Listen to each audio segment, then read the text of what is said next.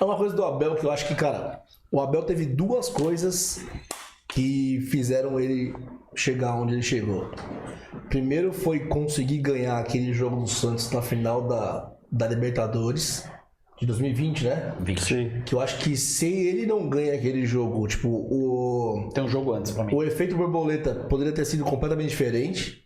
E outra, ter lido o livro do Tele Santana, né? Que isso fez com que Ele é fãzão, né? Ele é fãzaço do Tele. fez com que ele seja o que é de verdade. E é interessante isso que ele fala, né? Tá. É interessante isso que ele, quando ele fala, né, que no... Muito obrigado, cara. Eu tava sentindo falta. Tem um momento latrina. Ninguém fala bosta.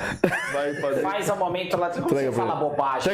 Entrega pra ele, Como pra ele você segurar. fala- por favor, vai ficar aqui. Você pode ó. passar pra alguém, então. Tá com só você toma agora. cuidado, É tipo porque batata quente. Mas já tá cheia já, mano. Você é louco. Você fala bobagem. Cheiro de Corinthians. Ai.